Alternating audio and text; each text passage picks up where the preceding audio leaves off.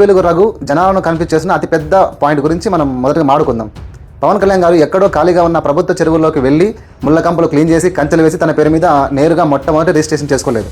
జనవాడలోని survey number 706లో ఉన్న ఆ భూమి 2014 కంటే ఎన్నో దశాబ్దాల క్రితమే ప్రభుత్వ రికార్డులో ప్రైవేట్ పట్టా భూమిగా నమోదై ఉంది.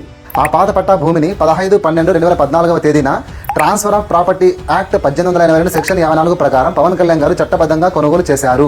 అలాగే రిజిస్ట్రేషన్ యాక్ట్ 1908 సెక్షన్ 17 ప్రకారం ప్రభుత్వానికి పన్నులు కట్టి మరీ రిజిస్టర్డ్ సేల్ డీడ్ నమోదు చేయించుకున్నారు. చట్టం ప్రకారం రిజిస్టర్డ్ డాక్యుమెంట్ అంటేనే లాఫుల్ ఓనర్షిప్. కబ్జా చేసిన భూమికి ఏ సబ్ రిజిస్టర్ అయినా అధికారిక డాక్యుమెంట్ ఎలా ఇస్తాడు? తన సినిమాల ద్వారా కష్టపడి సంపాదించిన వైట్ మనీతో దశాబ్దం క్రితం ఆయన ఆ భూమిని కొన్నారు.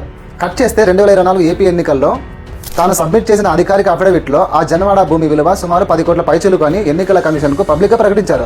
కబ్జాకోరులు ఆస్తులు దాచుకుంటారు కానీ ఇలా బహిరంగంగా ఎలక్షన్ అఫిడవిట్లో చూపిస్తారా? ఇక వాళ్ళు పదే చూపిస్తున్న FTL full tank level logic వద్దాం. ఈ పెయిడ్ అనలిస్టులకు తెలియని చట్టపరమైన నిజం ఒకటి ఉంది ఇక్కడ. FTL నిబంధనలు అనేవి కేవలం నిర్మాణాలకు మాత్రమే వర్తిస్తాయి, కానీ యాజమాన్య హక్కులకు కాదు. FTL పరిధిలో ఉన్నా సరే అది శిఖం పట్టా భూమి అయితే అది పక్కాగా వ్యక్తిగత యాజమాన్య హక్కులు కలిగిన భూమి. పవన్ కళ్యాణ్ గారు అఫిడవిట్లో చూపించింది దాని వ్యవసాయ భూమిగానే. దీనికి అంతిమ చట్టపరమైన ఆధారం ఏంటంటే సెక్షన్ 22A.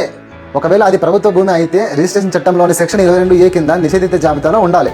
కానీ పవన్ కళ్యాణ్ గారి భూమికి సంబంధించిన రికార్డులు ఏవి కూడా ఆ నిషేధిత జాబితాలో లేవు.